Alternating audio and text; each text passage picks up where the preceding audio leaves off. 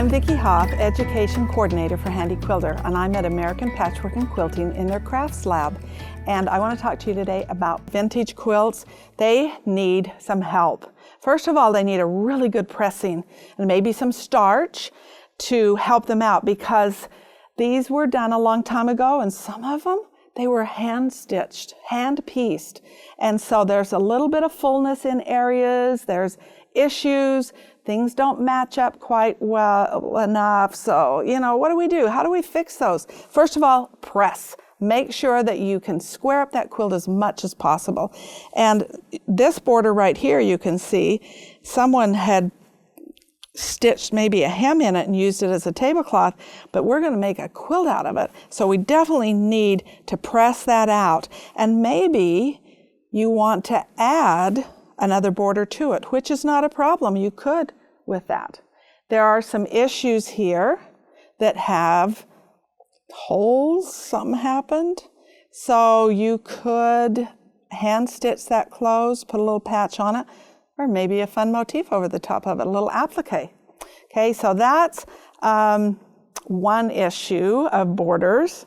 And another thing I want to show you as I turn around here, this quilt does not even have a border on the top. Well, what are we going to do with that? Leave it.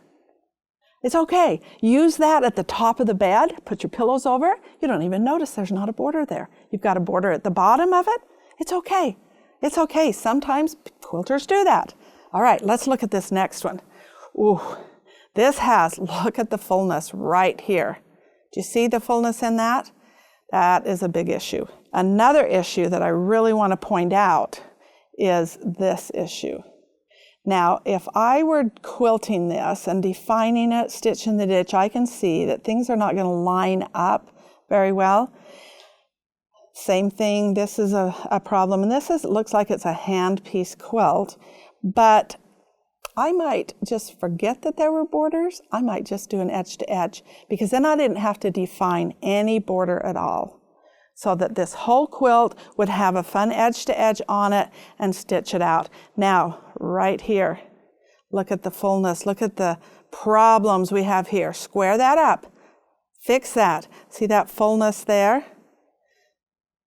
Look at, ooh, there's issues with this quilt, but a good pressing will really help it out, okay? All right, another quilt, and this I really like. I think this is really pretty. Look at that nice white fabric. That gives us some good place to put some beautiful motifs or quilting. But this is a border. Look at that. That's a border. This is actually a border too. But let's look at this border. This one, maybe 6 inches. This one's 8 inches. So if I use the same design, I don't think it'd work. I think an edge to edge or some type of a fill in this. And then let's talk about this border. First of all, right here in the corner, I'm missing a point. So, what do I do with that? Round it off? Absolutely, I could make a rounded corner there and it would work. Now, one of the problems with this is, do you see how that stretches? Because that's on the bias. That really stretches. So as I'm loading that on the frame, I have to be really careful.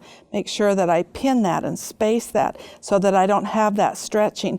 I may, before I put it on, do a stay stitching around that to kind of stabilize it so that I could fix that. This is a fun border that I could just do a full design, a repeated design across there, or you could do lines. You've got definition here because of your piecing.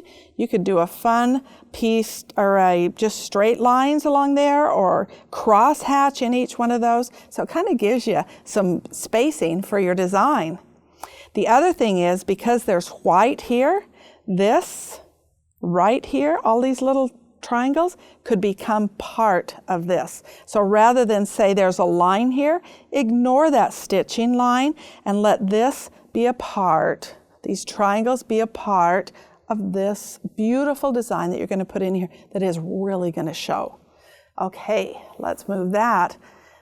Now, this is a really pretty one. I like this, and the reason I do is because all of the fabrics are solid fabrics, any quilting I put on any one of them, the quilting is going to show. So I definitely put a cream colored thread, stitch that, maybe change my colors here, or you could even use that cream in here.